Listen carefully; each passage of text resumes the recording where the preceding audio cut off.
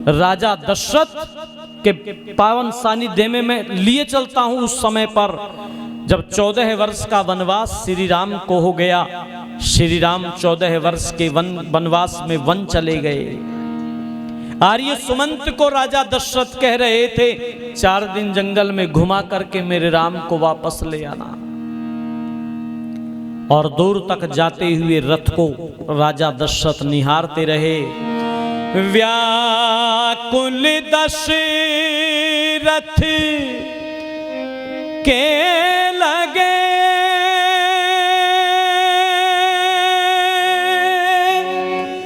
रथ के पथ पर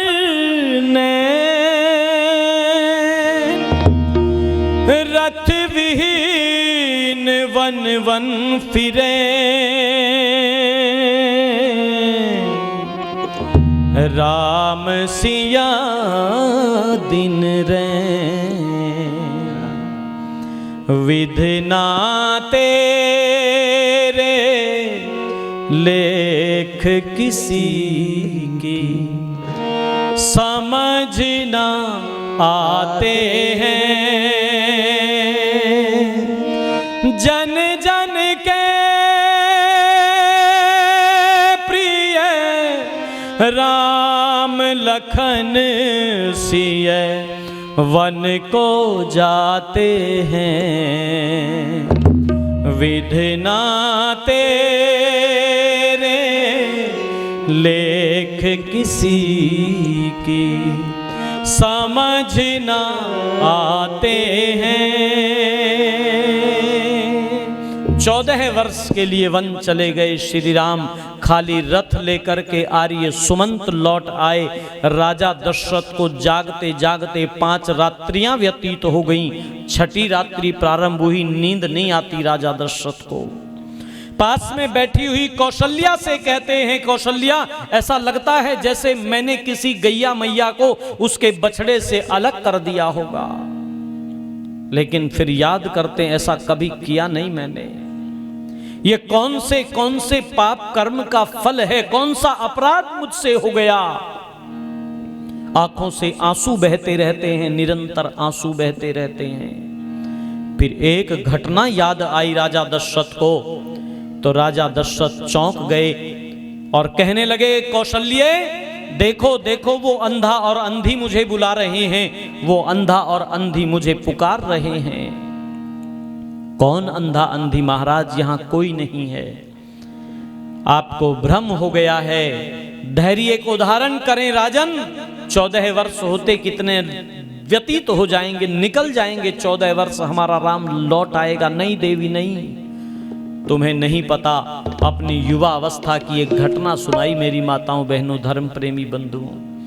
युवा अवस्था में गुरुजनों से शब्द भेदी वाण चलाने की विद्या सीखी थी मैंने। एक दिन उस विद्या का अभ्यास करने के लिए सरयू के किनारे पर चले गए राजा दशरथ। पानी की आवाज आई, उसको लक्ष्य बना करके वाण छोड़ा तो उस वाण ने, वहां कोई हिंसक पशु नहीं था, एक नौजवान के सीने को आर पार उस बाण ने भेद दिया था, चीर दिया था। कराह उठा वो, हाय मैंने किसी का क्या बिगाड़ा था, मुझ निरपराध को किस अपराध की सजा दी, मुझे मेरा अपराध तो बता दो। राजा दशरथ उसके पास में पहुंचे, परिचय प्राप्त किया। उस नौजवान ने बताया, मेरा नाम तो श्रवण कुमार है, मेरे अंधे प्यासे माता पिता थोड़ी दूरी पर बैठे हुए हैं, उनके लिए पानी लेने आया था मैं। आप कौन हो? ये वाण मुझे क्यों मार दिया? कौन सा अपराध कर दिया मैंने? मैं राजा दशरथ हूं, अनजाने में मुझसे ये पाप कर्म हो गया भाई। चलो मैं तुम्हें तुम्हारे माता पिता के पास में लिए चलता हूं। जब ये कहा तो श्रवण कुमार ने कहा, राजन इतना समय मेरे पास में नहीं बचा कि उनके पास तक जा सकूं मैं। ए राजन, मेरे प्राणों के बदले में अगर कोई सिला मुझे देना चाहते हो तो मेरे उन अंधे माता पिता को जाकर के पानी पिला देना। देखो आज भी लोगों से पूछते हैं ना, तुम्हें कैसा पुत्र चाहिए, तो कैसा मांगते हैं बोलो? श्रवण कुमार जैसा। हरियाणा के तो कवि ने ही पंक्तियां लिखी, ए रे वेद शाह स्तर ढूंढ लियो, पर ओम बराबर ना को न्या, श्रवण कैसा पूत जगत में, और कौशल्या सीमा को न्या, वेद शास्त्र ढूंढ लियो।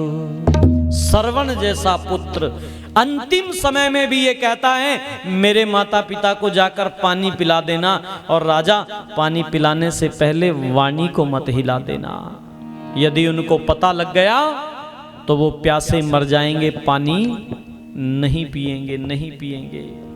और बस ये कह करके श्रवण के प्राण निकल गए।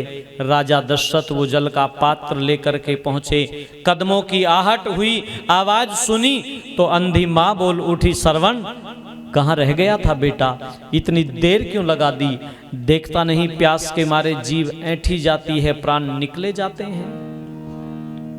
बोले नहीं राजा। माँ बोली, श्रवण तू बोलता क्यों नहीं है, तू जवाब क्यों नहीं देता है, ऐसा लगता है जैसे तू हमारी सेवा करता करता ऊब गया है। ओहो अंधा पिता बोल उठा, नाना श्रवण की माँ मेरे श्रवण के विषय में ऐसा ना बोलो, मेरा श्रवण ऐसा नहीं है, मेरा श्रवण तो बहुत आज्ञाकारी पुत्र है, मेरा श्रवण तो माता पिता का बड़ा भक्त पुत्र है, ऐसा ना बोलो मेरे श्रवण के विषय में। और आकर के जैसे ही वो जल का पात्र हाथ पर रखा और हाथ से हाथ स्पर्श हुआ, तो आप जानते हैं कि अंधे व्यक्ति की स्पर्श शक्ति बहुत तेज होती है। हाथ से हाथ स्पर्श हुआ तो पहचान लिया, तुम तो मेरे श्रवण नहीं हो, मेरा श्रवण कहाँ है, तुम कौन हो, अपना परिचय दो, श्रवण कहाँ रह गया, वो पानी लेकर के क्यों नहीं आया। राजा दशरथ बोल नहीं रहे हैं, पर दोनों अंधे माता पिता ने कह दिया, यदि बोलोगे नहीं तो पानी भी हम नहीं पिएंगे, हम नहीं पिएंगे। अब मजबूरी थी, बोलना पड़ा, मैं अभागा राजा दशरथ हूँ, श्रवण कहाँ है। सारी घटना कह सुनाई।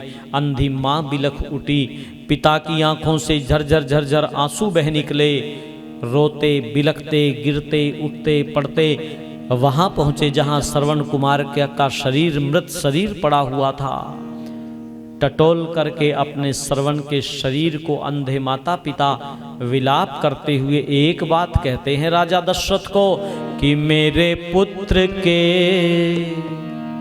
प्राणों को लेने वाले, न सुख पाएगा दुख, न सुख पाएगा दुख, हमें देने वाले, मेरे पुत्र के प्राणों को लेने वाले, मेरे पुत्र के प्राणों को लेने वाले, न सुख पाएगा दुख, न सुख पाएगा दुख, हमें देने वाले, मेरे पुत्र के प्राणों को लेने वाले, मेरे पुत्र के प्राणों को लेने। अंधों की लाठी था श्रवण हमारा, बुढ़ापे में अब कौन देगा सहारा। अंधों की लाठी था श्रवण हमारा, बुढ़ापे में अब कौन देगा सहारा। चला छोड़ कर हमको, चला छोड़ कर हमको, किसके हवाले, मेरे पुत्र के प्राणों को लेने वाले, मेरे पुत्र के प्राणों को लेने वाले। बुढ़ापे की लाठी था हमारी वो, वृद्धा अवस्था का सहारा था हमारा वो। और एक बात कही कि राजा दशरथ, कर्म करने से पहले न सोचा विचारा, वही आज दुख का है कारण हमारा। मनुष्य तो कहाते मनन करने वाले, मेरे पुत्र के प्राणों को लेने वाले। और बस समय दौर चला है, अंतिम पंक्ति यूं बोले कि हम हैं दुखी पुत्र के दुख में जैसे, तू होगा दुखी पुत्र के दुख में वैसे। कितने नरेश गीत, कितने नरेश गीत ईश्वर के गाले, मेरे पुत्र के प्राण को लेने वाले, मेरे पुत्र के प्राणों को लेने वाले। धर्म प्रेमी बंधुओं, माताओं और बहनों, इतिहास के पन्ने गवाही देते हैं, हाय राम हाय राम हाय राम कहते कहते राजा दशरथ के प्राण निकल गए थे। ये कहते हुए प्राण निकल गए थे। वो अंधा और अंधी मुझसे पूछ रहे हैं, चार चार पुत्रों के पिता राजा दशरथ, आज बता तेरे पास में कौन सा पुत्र है? अवश्य में भोक्तव्यम कृतम कर्म शुभाशुभम। तीर्थ में स्नान करना। कौन से तीर्थ में? ज्ञान रूपी तीर्थ में, ज्ञान रूपी गंगा में स्नान करना। चौथे प्रकार के भक्त की चर्चा योगेश्वर श्री कृष्ण ने कही कि ज्ञानिश्च भरतर सभा।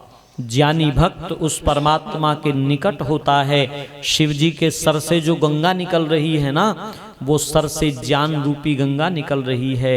ये चित्र सिंबॉलिक थे, इनमें मैसेज छिपे हुए थे। तुम अपने जीवन में ज्ञान रूपी गंगा में स्नान करना।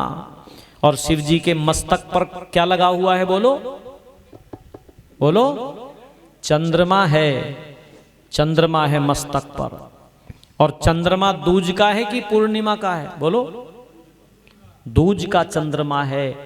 तुम अपने जीवन में उत्तरोत्तर वृद्धि को प्राप्त करना, क्योंकि जिस दिन आदमी ये समझ लेता है कि मैं तो पूर्ण हो गया हूं, तो पूर्णिमा के चंद्रमा की भांति अगले दिन से ही घटना शुरू हो जाता है। तुम ज्ञान रूपी नेत्र को खोलना, प्रज्ञा चक्षु अपने जीवन के अंदर बनना। आओ आर्य समाज, ऋषि दयानंद, वैदिक धर्म इस बात के लिए हमें संकेत करता है कि हम ऋषियों की इस परंपरा से अपने परिवारों को जोड़ें और इन चीज़ों को समझ करके हम इस राह के पथिक बने। तो ध्यान दीजिएगा, जब व्यक्ति ज्ञानी होगा वो जानता है कि किए हुए पाप कर्मों का फल भोगना पड़ता है, इसलिए व्यक्ति पाप ही नहीं करता। और जब पाप नहीं करता तो पाप के फल से, बोलो, पाप के फल से बच जाता है। पुण्यों के फल उसके जीवन में आते हैं। सुख रूपी आनंद में जो है वो हमेशा सराबोर अपने जीवन को करता है।